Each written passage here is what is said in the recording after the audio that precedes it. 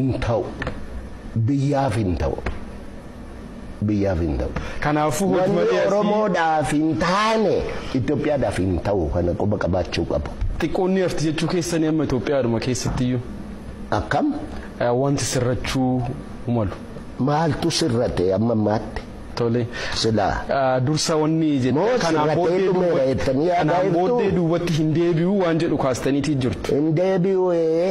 Kanaafuu karaa fuulduraatti kan deemsi karaa fuulduraa kun immoo wantoota hafan kana kan inni sirreessu. Maa inni bari yoo karaadhuma itti agarsiifta malee wanni ati Oromoodhaaf kennitu hin jiru bar. Kanuma isaati waan ta'eef. Kan isaati Oromoon kun ijaaramuu qaba. Ituu humbannaa akka ituu humbannaatti raayyaa aseeboo akka raayyaa aseebootti maccaatuu lama akka maccaatuu lamaatti siikoo mandoo akka siikoo mandootti uraagaamaatiin akka uraagaamaatiitti akka kanatti ijaaramee sentariin abbaa muudaa jiraatee achitti wal gahee yoo akkana ta'e naa ta'a yoo akkana ta'e biyyaaf ta'a irratti walii galuu qaba. Amma halkanii guyyaa akka Oromoon inni ba'a biiftuu lixa biiftuu akka waliin argine maali karaa maalii wal arga? Karaan yoom ijaarame waan inni yoom ijaarame akka inni wal argu ta'e yoom ijaarame akkitti wal qunnamu maaltu jira? Inni tokko bataskaana dhaqa, inni tokko masgiida dhaqa, inni tokko jinni dhaqa. Inni ani waaqeffataa lafatti awwaalamu iyyuu hin qabu. Diina Itoophiyaatti jedhanii lafatti awwaalamu hin qabu, lafa awwaalaa hin qabu waaqeffataan.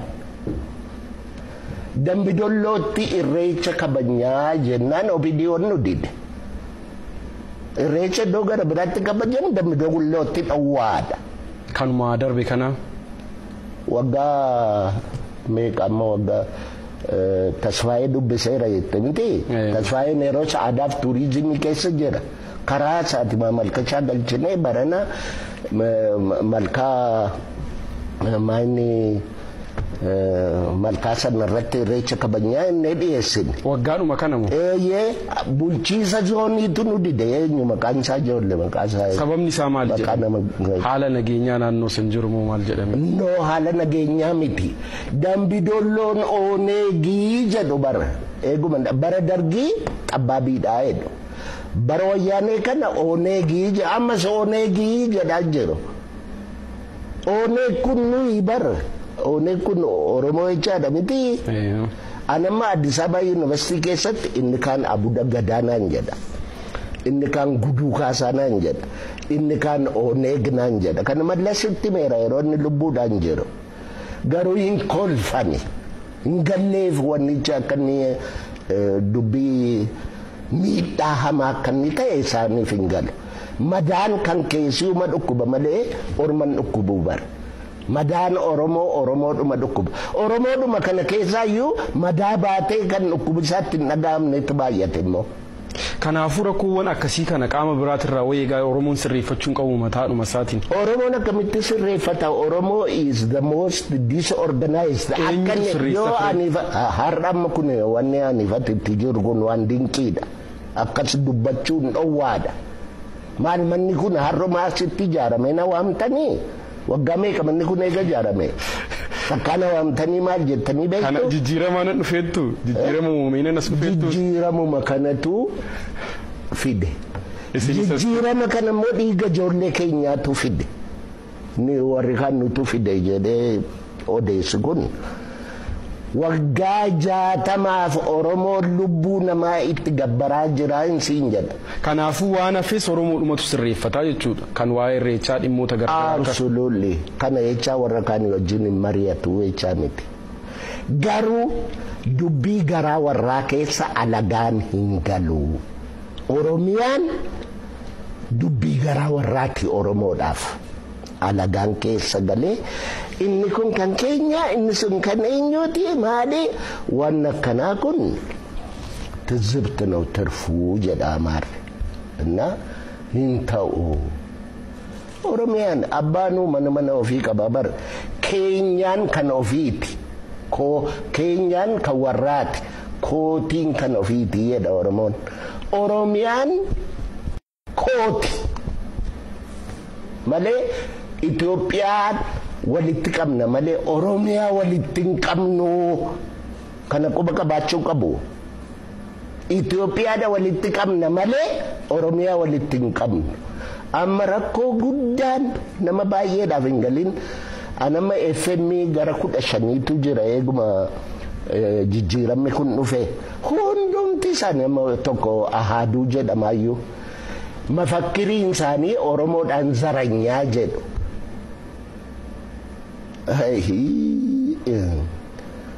ያላሰቡትን ታሳስባላችሁ መንጀዳኔ ሮባዬ እና ኦሮሞን ዘረኛ ሚቲ ኡቱ ኦሮሞን ዘረኛ ተ መነሰና ወላይታን ስርቤ መነከና አማሬ ስርቤ መነሰና ጉራጌን ስርቤ መነከና ትግሬን ስርቤ ኦሮሞን ኑመዳበቴ ስርቤ ማሊ ፈከስ ጅሩ ገሩ ዱቢን ተነ ዱበ ጅርቲ ዋን ተይፍ አይ ቲንክ ጀረኩኒ አከት ጉደተን ጉድስ ባዲ tokkana goda tokkummaa Oromoon kunis akka Oromoon akkas jedhamee maal akka duubatti deebi'uuf yaadaniiti laata deebi'u maali ofuma abjootu malee Oromoon lama duubatti nan deebi'atu jedhe yuun danda'u injiru gara booddee karaan injiru bira sibiilaan cufamee jira gara booddeetti deebi'uu hin danda'u Oromoon gara fuulduraa duwwaatti deema. gara fuulduraatti immoo dhugaadhaan adeema sobduu wajjin hin adeemu kana qoba qabaachuu qaba Oromoon jechuudha. Tole kabajamtoota daawwattoota keenya kan hordofaatii jirtan OBN kan isin bira gahaatii jiru qophii anaa dhufuuti. Qophii anaa dhufuu keenyan Dr. Gammachuu Magarsaa waliin kan haasawaatii jirru. Dr. Gammachuu Magarsaa waan garagaraati kan isaan nuuf kaasaa jiranii waa'ee aadaa seenaa duudhaa Oromoo irrattis waan garagaraa nuuf kaasatii jiru. Daawwattoota keenya ammas yaada qabdan karaa toora bilaa akkasumas karaa toora gabaabatiin nu biraan gahuu dandeessu gaaffii yaada qabdan deebisuudhaaf qophiidha. Waa'ee Oromoo irratti biyya Itoophiyaa kana keessatti waan hojjetamu nu afaa waan jettus ishees immoo ofumaaf sirreeffannaa waan jettu nuuf kaastaniitii jirtu. Garuu wanti bira darbine kan gaanfa Afrikaa kana olaantummaa Oromoon gaanfa Afrikaa keessatti qabaachuu qabu kan isin akkamiin ilaaltu? Oromoon olaantummaa qaruman barbaadu walqixxummaadha barbaada. Gaanfa Afrikaa keessatti gaanfuma Afrikaa keessatti yoo olaantummaan barbaachisaas miti Oromoon ila rakkoon biyya kana akkanatti mul'atutti gaafuma Itoophiyaa jedhan kana uuman sobduutu uume amma Itoophiyaan eessaa dhufee nigista Saabaatu nugu Solomoon irraa dhala harkatee akkanatti dhufee jedhu afaariin jedha waan kana hin jedhu afaariin jiru Itoophiyaa keessa Oromoon hin jedhe hin fudhata waan kana hin fudhatu Oromoon Itoophiyaa miti warri Sidaamni hin fudhata waan kana hin fudhatu Walaayitaan hin fudhata waan kana hin fudhatu kanaaf iyyuu duruma isaatu calqaba balleessan kanaaf Itoophiyaan jijjiiramuudhaaf qophee ta'uu qabdi jiraachuudhumatti fufuudhaaf iyyuu Itoophiyaan qophee ta'uu qabdi jijjiiramuudhaaf. Akkaataa uumama ishii jalqabaatu rakkoo qabaadha. Daawwataatu toora bilbilaatirra jira. Hello. Hello. Toorri bilbila addaan jala citeetiit jira. Walqixxummaatu barbaachisaadha Itoophiyaa keessattis jalqaba kanatu hafeedha. Kan gaanfa Afrikaa kanoo walqixxummaa gaanfa Afrikaa keessatti Oromoodhaaf malu kanoo. Gaafi Afrikaa ati jettu kuni Itoophiyaadhuma maali yoo jette Somaaleen amma Itoophiyaa keessa jira. Afaar Eritiriyaa keessa jira Itoophiyaa keessa jira. Beejjaan Sudaan keessa jira Itoophiyaa keessa jira. Sudaan Nuweer Sudaan keessa jira Itoophiyaa keessa jira. Anyuwaan Sudaan keessa jira Itoophiyaa keessa jira. Itoophiyaadhumatu miniicharii gaafa Afrikaati. giddugala gaafa Afrikaattis immoo yoo Itoophiyaa sirreessite biyya ormaa dhadheessi miti kan sirreessu bara inniyyuu sirreeffamaa asitti uumame kanatu influence godhaa deema. Gara keetti fida. Gara keetta dhufuu gara barbaadeetta adeemuu garuu kan kee mana keetuun sirreessin mana namaa sirreessuudhaaf caca'uun inni gatiin qabu. Kanaafuu durri Oromiyaan sirrachuu qaba. Oromiyaan sirrachuun Itoophiyaa sirreessuuf deema. Itoophiyaan sirrachuun warra naannoo keenya jiran hundumaa irratti iyyuu impaaktii qabaachuuf deema. Akka kanatti Tole ammas daawwataatu toorarra jira. Hello. Hello. Nagaa jirtu? Nagumaami. Nagaa eenyu haa jennu? Mustafa Kadir magaalaa Baaturra. Mustafa Kadir magaalaa Baaturra. Baaturra. Dr. Gammachuu Magarsaa waliin kan haasawaatii jirru gaafii moo yaada qabda Mustafa? Gaafii fi dinqisiifannaallee qaba. Tole mee kallattiidhumaan isaan waliin haasa'i si dhaga'u. Tole. Gaafiin tokkoffaan ilma beekaa akka keessanii qabdu jedha gaafiin. Siikaa tokko. Dinqisiifannaa fi isin beekaa Oromooti nuuf jiraadhaa jedhaan. Ilmi kan gosaati. Mustafa maqaan ilma keetii eenyu? Fuuteettaa? Fuudhee garuu hin uumanne malee. Yoo uummattu maqaa maalitti baafta? Magarsaa. Ishoo amma karaarra jirtaa jabaadhu. Kanaafuu Mustafaa kana baanii dabarsaa isiniin jedha. Haa ta'u Mustafaa kiyya ulfaadhu kabajaa guddaa argadhu. Isinis ulfaadha umrii dheeraa nuuf jiraadha. Amiin Mustafaa. Akkam gaafii Mustafaa kana akkuma jettan gaafiidhaan bira darbitu moo walitti dabaltanii jiru? Namuun cinqamaa beektaa wanni kun hin darbiti moo hin citti waan kana fudhatee du'a moo katabee nu dabarsaa waan akkanaa kana Oromoon tokkoon isaayyuu cinqamuu qaba. Beekaan Oromoo Gammachuu duwwaa miti. Dabbasaa Guyyoo dheengadda Naayiroobii keessatti guyyaa isaaf ajjeesan. Namni gumaa Dabbasaa Guyyoo barbaade hin jiru. Dhageesse Abuubakar Muusaa ajjeesanii waraabessa nyaachisan.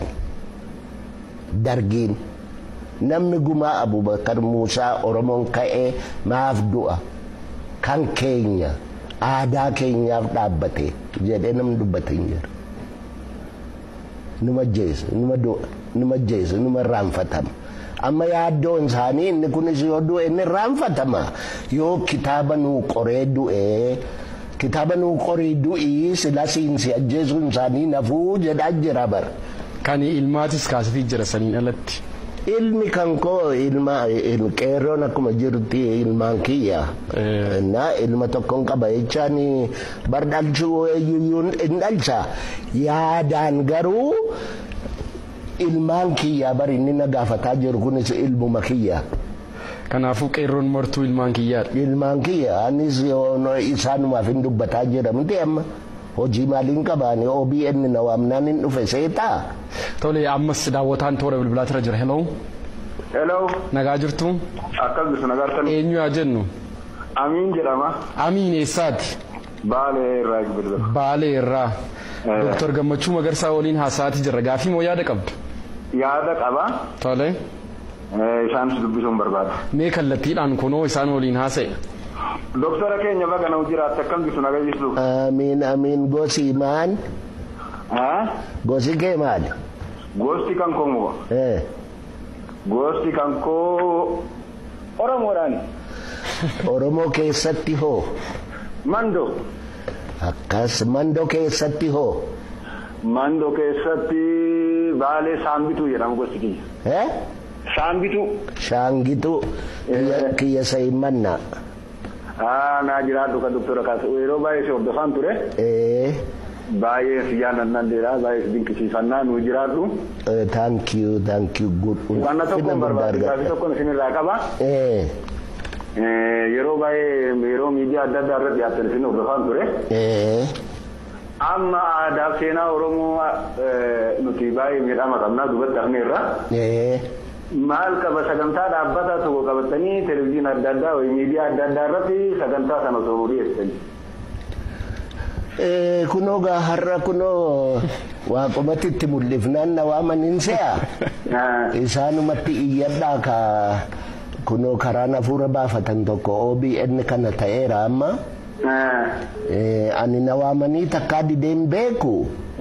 Gaafi immoo nama waamaniiti waan namni isee har'aa kanallee asuma isan dubbadhu dabarsuu isa kan garuu kukkutanii faa dabarsuu isa fa'in dida. Kan kanaan duraati kaa'in. Kan kanaan duraati amma barris jijjiiramaa jira. Waan qabnu akkanuma walitti finnaa maaligaa gammachuu ana duwwaa miti beekaani. Barbaadanii otoo barbaadaniiti beekanii Oromoon hiyyuma beekaa hin qabu hiyyuma horii faa taati malee. Sagantaa yeroo baay'ee hello. Nagaa jiru. Sin nagaa. Ani yeroo isin mallas wajji deettanii guyyaa isin waan mallas hin jettan hunda nama yaadatu tokko hordofaan ture. Amma immoo ka galan ilmaan keenyaaf haa ta'u amma miidiyaan nu bal'ataara. Kanaafuu miidiyaa tokko irratti sagantaa dhaabbata aadaa fi seenaa Oromoo irratti osoo nu barsiisanii nutti tola. Gaariidha mee warruma kanatti migaa isaanis dhaggeeffataa jiru. Rakkinni adda addaa yeroo adda addaa bakka adda addaatti uumama. Dubbiin amantiidhaa kun baay'ee mirga keenya duubatti harkaartisa. Isin ammoo ilmi Oromoo hundi isin dhagaalleedha. Abdii guddaallee isinirraa qaba. Osoo wanta akkanaa kana uummata keenya gidduutti akka uumamne barnoota nuuf kennitanii fedhiin kiyya kana ture. Kabajaa guddaa argadhu gooftaa kiyyaatillee jabaadhu. Egaa anis waanan danda'uun godha.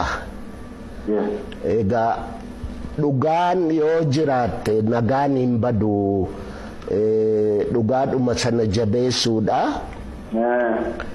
Lafa dhugaan hin jirre immoo silaayyuu nagaan hin jiru. Oromoonis egaa of baraaree fuudhuma hin dammaqee jedhu waan akkan argaa jirutti Oromoon kun hin wareereense malee hin dammaqee hin fixanne. Gara fuulduraatti dammaqee ka'eeti marxifatee dhuma dhaabbatee nagaa biyyaas nagaa kansaas eegaa jedheen abdadha waan hin danda'u hundumaa immoo nan barsiisa akkumatti jette. Tole galatoomii Amiin kan aadaa fi seenaa kana nan barsiisaa jettanii kallattiidhaan deebistaniif jirtu. Qophiidha sin. Eegaan maal kanaan dura takkaa taa'ee beekaa? Durattis waanaaf kaastaniitii jirtu. Ani bar macaatuu lamarratti waggaa 3 barsiisee barsiistota Oromiyaa waggaa tokko guutuun Walisootti itti deddeebi'ee akkamitti waggaa ijoollee barsiiftu aadaa Oromoo keessatti barsiisuun danda'ama jedhus ana namannaa kaffalee nan hojjedha miti bara. Ani sakkanaa kana ofii tun horii qabaadhee ofii kaffaleen hojjedha. Kana kan biraa warna Amiin kaase Oromoon amantiidhaan gargar ba'uu akka hin qabneedha kan inni kaase kanarratti maal jettu isin? Oromoon bari amantiin jedhan kuni Oromoon mataan isaayyuu amantiidha bar. Nan dhumti Oromoo ati jettu kun nan dhikee kuni uumaa waaqaa. Waaqa amma sila sitti mee miti yayyaba seera yaayyaa 5 nan dhikee kun ijaarame harka 2 miila 2 mataa tokko inni kun yayyaba kana irratti immoo diiteeliinsaa miila kee lamaan irra quba 10tu jira harka kee lamaan irra quba 10tu jira mataa kee kanarra qaawwaa 7tu jira kun mallattoo waaqi kenne. Oromoon waaqeffataadha waaqatti bulaa warra sanarraa dabe fa'ituu karaa hamminaafaa deema malee yani akkam beekutti waan Oromoo kana otoo beekanii uumaatti buluu jecha maal akka ta'e otoo beekanii nagaadhaa fi nanna Oromoo kana addaan baaftee ilaaluu hin dandeessu. Fayyaadhaa fi nanna Oromoo kana addaan baaftee ilaaluu hin dandeessu. Biyyaa fi nanna Oromoo kana addaan baaftee ilaaluu hin dandeessu. Oromiyaa yoggaa jedhu Oromoon biyyaa biyyee jedhaa miti. Lafaa lafee jedhaa miti. Kana caalaa maala jedhu. Kanaaf iyyuu Oromoonii fi lafti kun hiddaan, dhiigaan, lafeedhaan walitti hidhamee jira. Sanan addaan baasaa jedhee namni yaadu ofuma waan maala baasuuf dhamaraasuu sayyadan dhamu maraasaa ba'a malee wanni keessaa ba'u hin jiru. Oromoon hin beeka waan isaa. Kanaafuu waan hin malleedha Oromoo amantiidhaan walitti buusuudhaaf hin danda'amu. Hin danda'amu. Maal Oromoon ati amma Islaama jettu kun kanaan dura wal mormeeraa bar kanarratti jarana jedhe imaammata mataatti maratan kana argite kunii jedhe Islaamummaa kootii jedhe ila mataan kun immoo Oromummaa kootii jedhe kana caalaa maala jedhe Oromoon. Na warri gowwaan tokko immoo waan kanaayyuu walii addaan baasee mataadhaa fi imaammata sana addaan baasuu kan hin beekne jira. Egaa akkamitti bara ba'anii jennaan moofaa ofii hodhatanii doofaa ofii gorfatanii jedhani. Doofaa keenyas hin gorfanna. Oromummaan abadan nu fuuldura jirti. Garratti deemnu kun Oromummaadha. Kana quba qabaachuu qabnaa jechuudhaaf. Tole Dooktar marii bal'aadha kan taasisne wanti hafe jettan Oromoo bira gahuu qabda wanti jettan hoo jiraate carraan isiniif kenna. Wanni hafe reefuma calqabne malee wanna hafe ani lakkaa'ee fixuu hin danda'u. Ittuma deddeebina malee wanni hafe lakkaawamee hin dhumu. Wanni har'a dubbanne kuni abdiidhuma walii kennuufi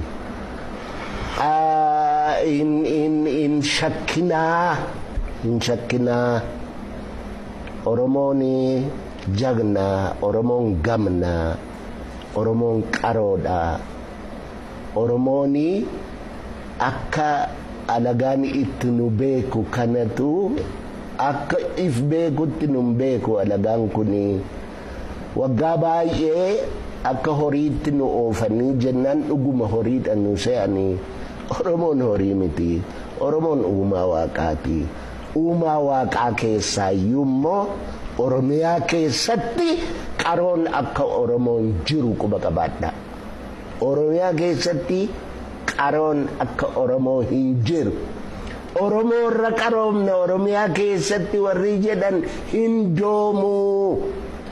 Lafa bishaan dhaabetti dhaabii isaan dhowwuuf deema Waaqayyo gooftaan maccaa jechuudha maduwwan barbaada. Tole kan biraa waan bal'aanis ni hafa jettaniiti jirtu. Isa kaa yeroo garaagaraatti walitti deebina balballi OBN banaadha. Yeroo barbaadanitti dhuftanii gaafii daawwattoota keenya irratti hundoofne waliin kan mari'annu ta'a. Har'a nu kabajanii guyyaa jalqabaa hoggaan isiniif bilbilu torbee tokkoon dura dambii doolloon jiraadha kan isin naan jettanii achirraa kaatanii daawwattoota keenya kabajanii asitti nuuf argamuu keessaniif nutis guddaa isin galatoonfannaa fayyaataa horaanuuf bulaa isiniin jenna. Baay'ee guddadhaa warra guddatu olla deema keenya Waaqayyo nuuf guddisu isinis galata guddaa uummata Oromoo irraa qabdu anarraa ammoo lakkaawayyuun fixuga. Tole kabajamtoota daawwattoota keenya qophii anaa dhufuu keenya bifa addaatiin dheeressinee hayyuu beekumsa isaan qabaniin sa'aatii keenya olitti kan waliin mari'achaatii turre isinis obsitanii hanga ammaatti waan nu waliin turtaniif guddaa isin galatoonfannaa. An Mokonnin Gonfaatii ogeessota istiidiyoo keenya mara waliin tahuudhaan kan isin waliin turre horaa bulaa deebanaa jennee jira. Thank you.